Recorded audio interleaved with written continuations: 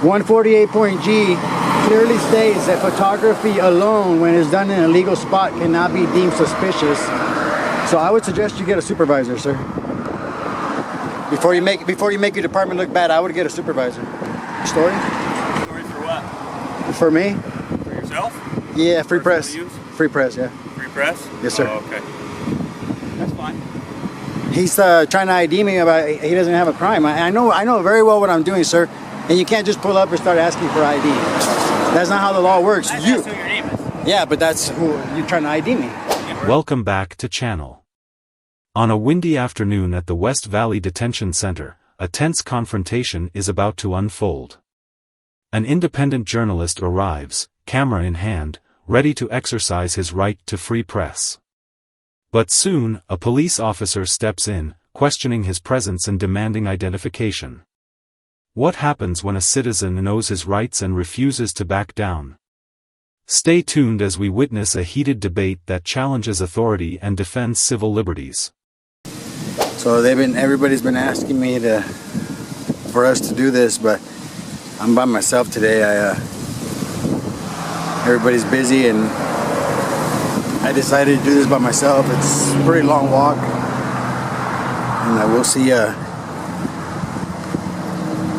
how they behave about public photography. It is San Bernardino Sheriff's, so we'll see. The wind howls at the West Valley Detention Center as our protagonist begins filming, exercising his right to free press. But soon, a police officer approaches, questioning his actions and demanding identification. Unfazed by the intrusion, he firmly refuses, emphasizing that filming in public spaces is entirely legal. Standing his ground against undue pressure, he sets the stage for a heated debate on law and civil rights, proving that knowledge is the strongest weapon against intimidation.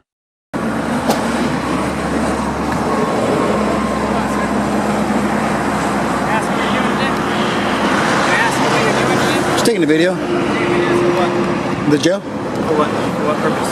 My purpose. For your purpose? Okay, but what is there? I don't have to answer you. It's a lawful act, so I wish to break contact. Thank you. You can contact your supervisor if you need to. But we are. He's the supervisor. All right, you have a good day. Well, I need to know why you're... You don't need to know anything. What is this a crime? Because you are videotaping, taking pictures of employees going in and out of the facility. You don't do that to people's personal vehicles. What law is that? State of Penal Code. Huh? State of Penal Code, because Penal Code 148.G clearly establishes the fact that I can record any public entity, your supervisor, excuse me, and that photographer, No, you work for me. I don't work for you. No, I don't work well then you can, you be in live stream too. So there's already calls being done to you. You see this guy? This guy thinks because he pulls up, I'm his property when I'm not doing nothing wrong. Fordyce versus Seattle clearly states the fact that I can record public officials. 148.G clearly states that photography alone, when it's done in a legal spot, cannot be deemed suspicious. So I would suggest you get a supervisor, sir. Before you make your department look bad, I would get a supervisor. I know what I'm doing very well, sir.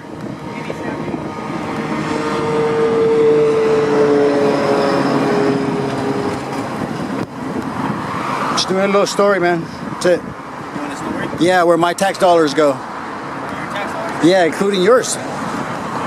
My tax dollars go to pay you. That's why when you approach me, you should have more respect. In any other field, if you...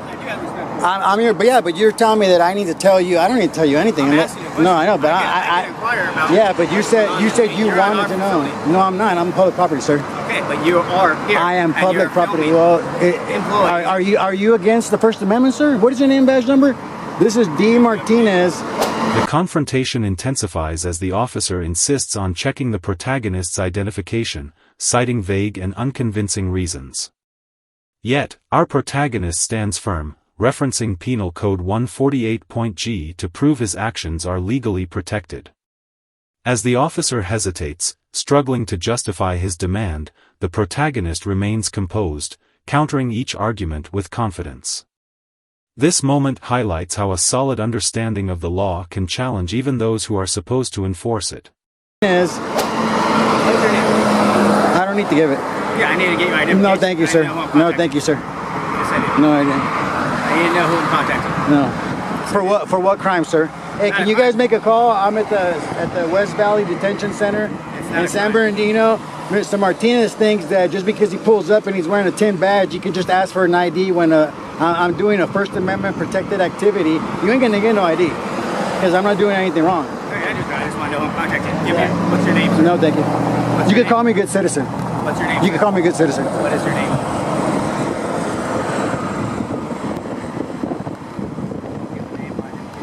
I don't need to. I'm not committing a crime, sir. I'm just a journalist doing a little story. Now you're making doing a story. Story for what? For me? For yourself? Yeah, free press. Personal use? Free press, yeah. Free press? Yes, sir. Oh, okay. That's fine. He's trying to ID me about he doesn't have a crime. I know very well what I'm doing, sir. And you can't just pull up and start asking for ID.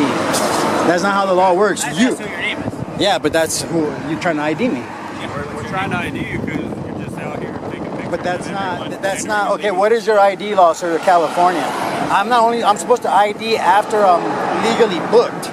That's the law in California. So you can ask me for my credentials. Well, you work for me, sir.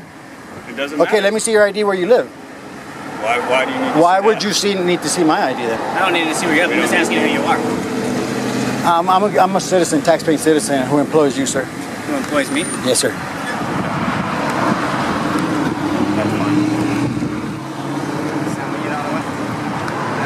He's the guy who sits in front of headquarters all the time. We've had many run-ins. Have fun out here, sir. You have a good day.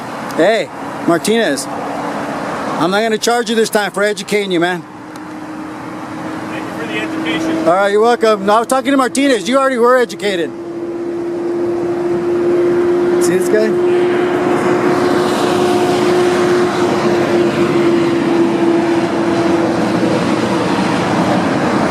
Like that get good cops hurt, man.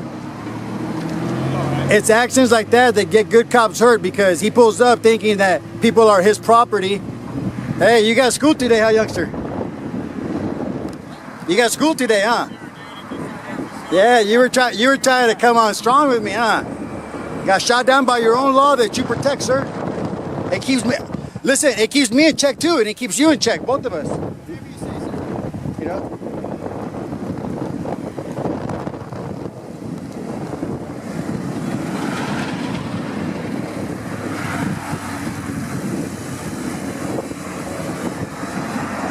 I thought that guy was gonna grab me. In the end, Officer Martinez realizes he cannot legally force a citizen to comply with an unlawful request. As he steps back, the protagonist wittily reminds him that he's just received a free legal education today. This is more than just a personal victory, it's a powerful reminder that when citizens understand their rights, they can stand up against abuse of power. This moment underscores an important lesson: knowledge is the most powerful tool in the fight for freedom and justice.